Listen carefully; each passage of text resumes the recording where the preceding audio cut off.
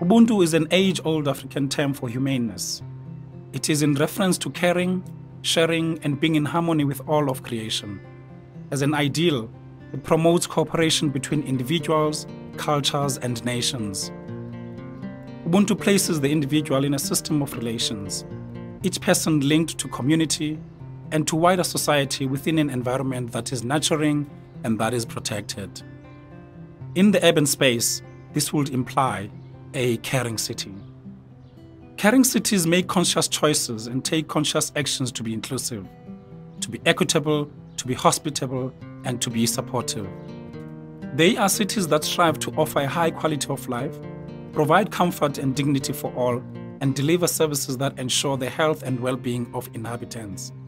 They are also cities that provide opportunity for gainful employment.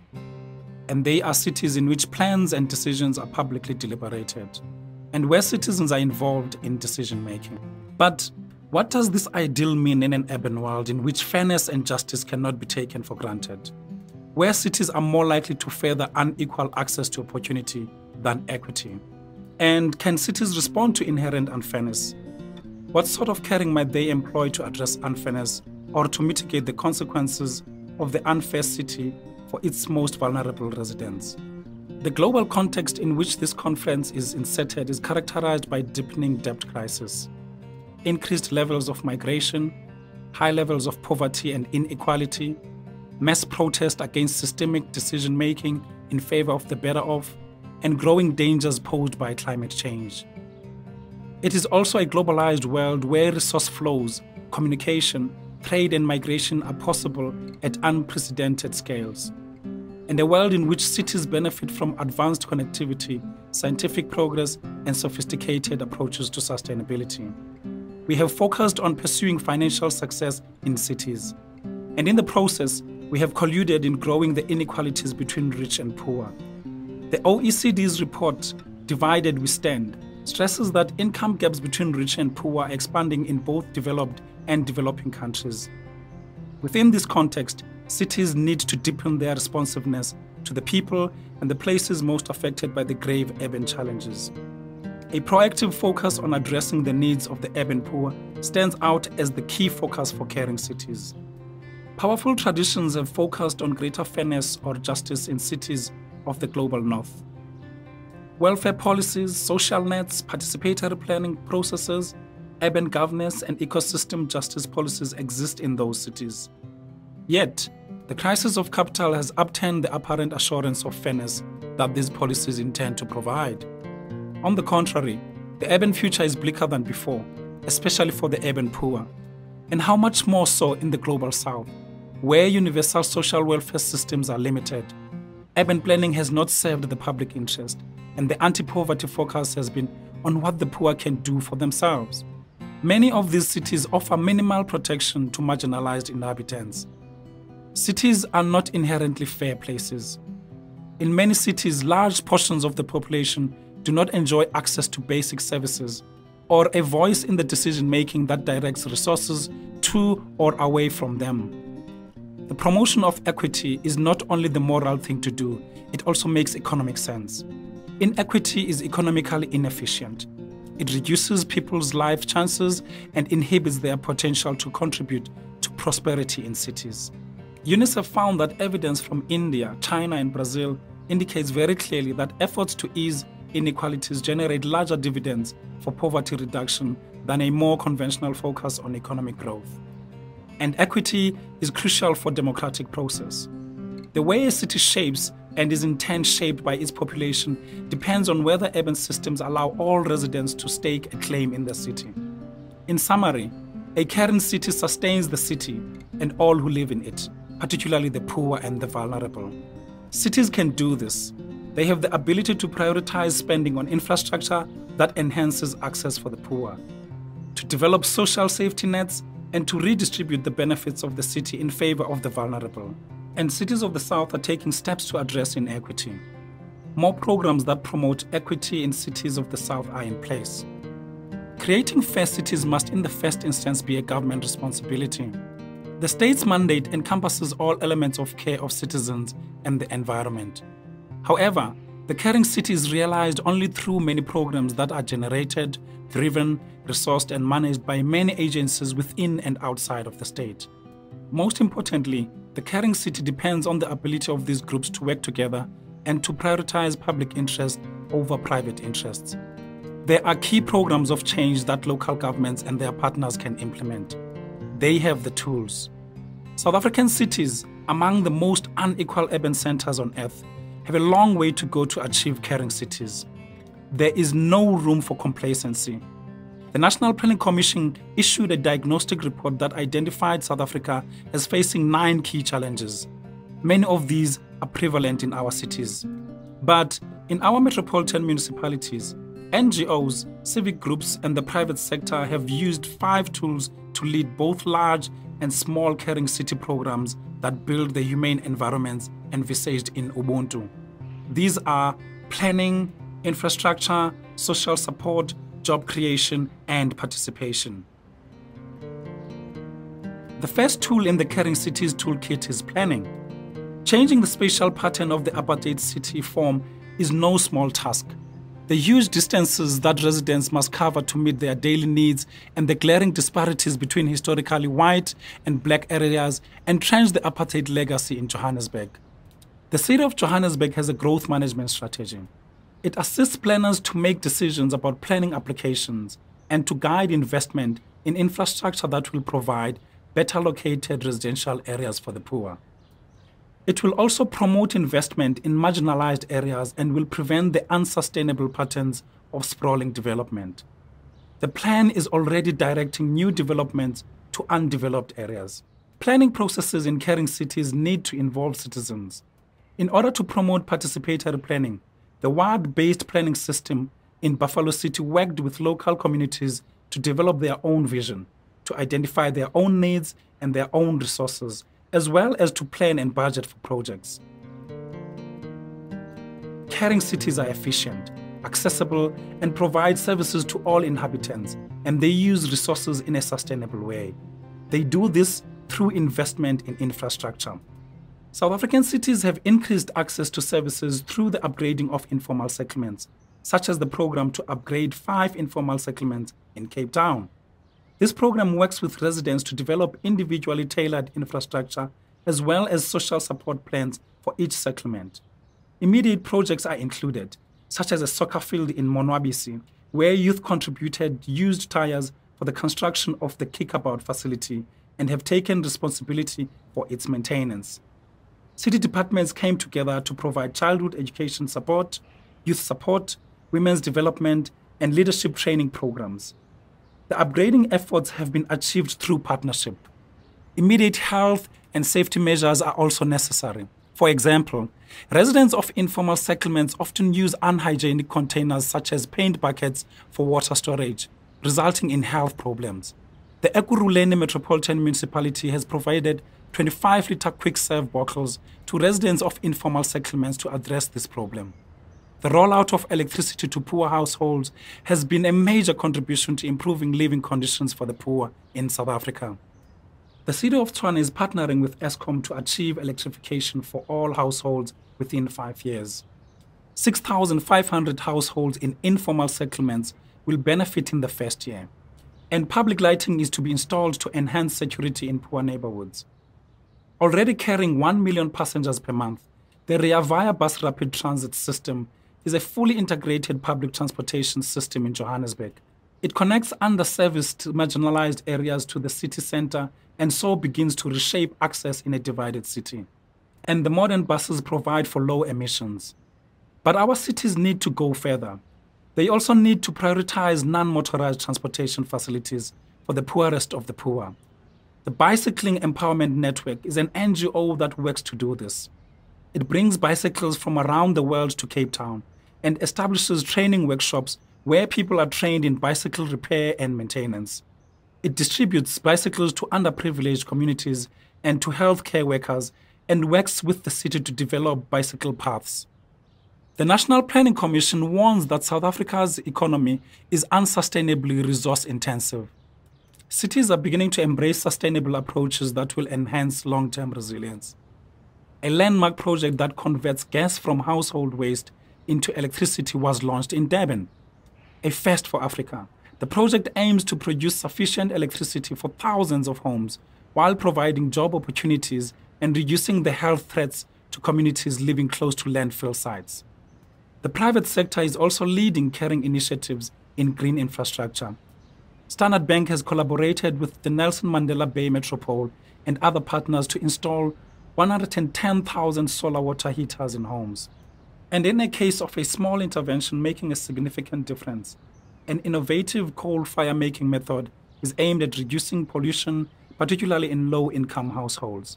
A study revealed that 56% of hospital admissions for respiratory problems in South Africa results from domestic coal fires. Basanjango Magogo means make fire like the granny and is the name of a process developed by Gogo Maria Nobelungu Mashinini. The O.R. Tambo Environmental Education and Narrative Center combines memory, teaching, and environmental objectives. The center is to be used to teach youth the history of the road traveled in South Africa to attain political freedom. But the center is adjacent to the Leeupan water body, a sensitive ecological environment, and it is responding to environmental concerns by using traditional and ecologically sound construction methods. An urban agricultural project will be expanded, and an environmental and recreational park will also be developed around the pen. Buffalo City, together with the regional government of Tuscany, has promoted urban agriculture through various cooperatives run by women. These have been supported with training and equipment to become commercially sustainable. Caring cities are nurturing places where support, advocacy, and relief are offered. The National Planning Commission warns that public services are uneven and often of poor quality. South African cities and many non-state agencies are involved in the rollout of social support programs. Johannesburg is responding to deep inequalities through a social intervention program called the Expanded Social Package. This is a system aimed at providing a social safety net for the poorest citizens of Johannesburg. It includes a free allocation of water and electricity, as well as subsidies of up to 100% on rates and sanitation. There is preferential access to an employment program run by the city. The ESP takes into account individuals with conditions that may warrant increased support from the city, including HIV/AIDS, disability, and single parenthood. Healthcare is a grave concern in South Africa, where the National Planning Commission notes that the public health system cannot meet the demands or sustain quality care. In this context, more than 2.4 million people, including 10,000 orphaned children, have benefited from the Ijozi Ihlomile door-to-door HIV/AIDS awareness campaign. The program is run by out-of-school youth who go door-to-door, educating the public about sexually transmitted diseases, how to prevent mother-to-child transmission of HIV, and the importance of practicing safe sex. ARV clubs in Cape Town reduced the number of clinic visits and the waiting time for patients with HIV and AIDS. The program has been effective in ensuring that those on antiretroviral treatment maintain their treatment. Each ARV club has a maximum of 30 patients. They meet every 2 months with a trained non-medical facilitator who distributes ARV and does a simple medical assessment. Once a year, the club members will see a clinical professional. There are now more than 16,000 patients receiving care through ARV clubs. And health services need to be appropriate. In Alexandra, men with sexually transmitted infections were generally not comfortable with being treated by female nurses. And so, the Alexandra Men's Clinic was set up especially for men, staffed by male nurses and support staff. It has made significant progress in treating and reducing the spread of sexually transmitted diseases in the township. The Haile campaign grew from the generous act of 3 young girls who raised funds for their school friend to have a wheelchair. Now, the program has grown to work with families who cannot afford to put their special needs children through school, or buy the necessary devices, or even pay for their children's therapy. A social mobilization campaign to combat violence against women was initiated by the Community-Based Works program in Alexandra after one of their colleagues was brutally murdered by her husband. The program includes circle discussions, frank, facilitated discussions that include men and women. And after such dialogues, more and more women in Alexandra are feeling empowered to come forward and report domestic abuse to the police. And a fine example of Ubuntu in practice is a community-based NGO that aims to benefit the poor and disadvantaged residents of Masiphumelele. Masikop uses 60 volunteers and works in partnership with various organizations to provide support in education, training, and health programs. Masikop supports a community library. It runs an early childhood development program, provides teacher training, offers maths and science classes, and supports disadvantaged university students. In 2011, the team of Dreamfields received an email from a teacher at Yesterplant Primary School in Cape Town. She said, "You changed Yesterplant Primary with one dream bag.